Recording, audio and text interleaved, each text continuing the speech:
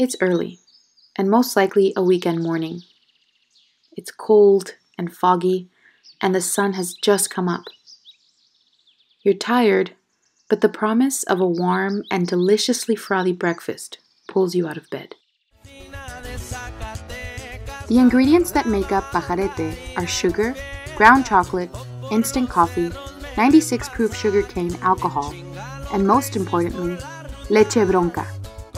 Literally translated as wild milk, leche bronca is unpasteurized milk squeezed straight from the udder into a cup. Chulada. Pura calidad, compa. Echamos de una vez a falpa de una vez. ¿Cuál Starbucks ni qué nada, Iren? No, ¿cuándo, güey?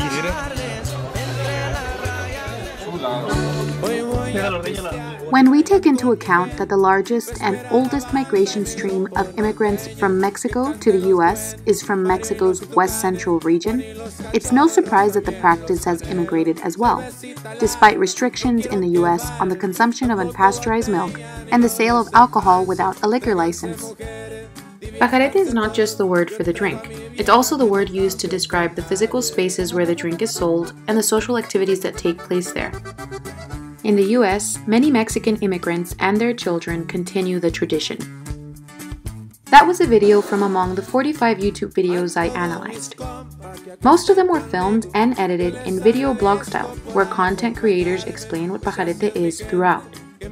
This format made YouTube videos on pajarete a particularly rich source of data, since I was able to learn in my participants' own words what pajarete means to them. YouTube as a field site allowed me to interact with content creators in the comment sections. I also paid special attention to the wording content creators chose to introduce their audience to the beverage through their titles, description boxes, and even their thumbnails. Here's a pajarete site in Guadalajara, Jalisco, about 10 minutes from the city's international airport. It said that pajarete originated on rancherias or ranches where, on early mornings, farmhands would breakfast a hearty cup of pajarete and thus have the energy to carry out all the day's work. However, leche caliente is now considered more of a traditional or artisanal drink rather than an everyday breakfast. It's even gained popularity among domestic and foreign tourists traveling to the region. Now, do I stir it or is it already mixed? Take a sip. I just drink it?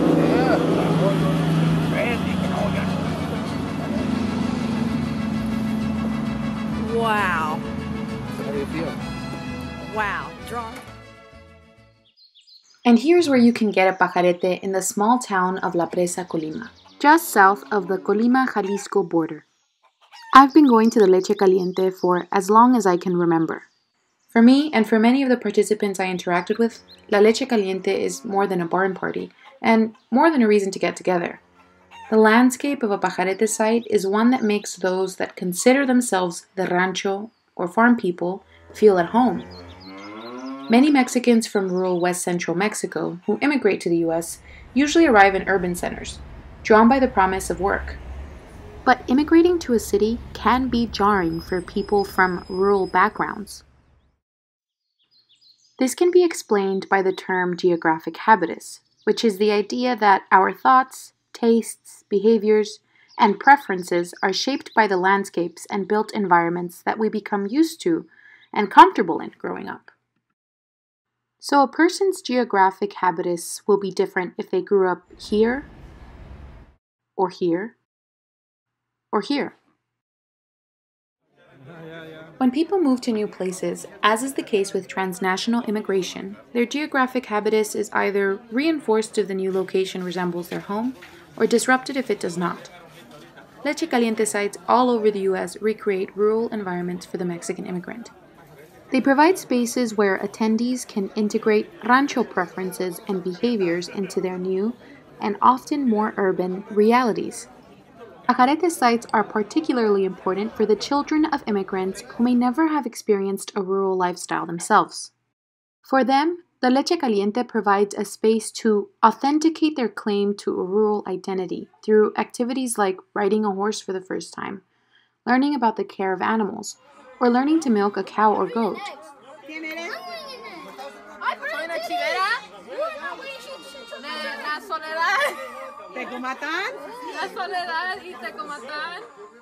For example, this content creator attempts to milk a goat and is ultimately successful. In an interview with her, I was able to learn more about her family history. And in light of that, the exchange between her and her aunt is interesting. Her aunt asks her who she is, and the content creator responds that she is a chivera, or goat herd, though she is not.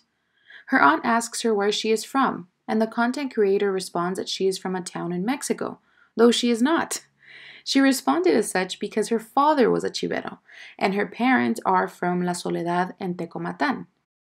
When she is milking the goat, she is recognized as being Mexican and even identifies as a chivera, though she was born in the US and has never formally looked after goats the way her father did.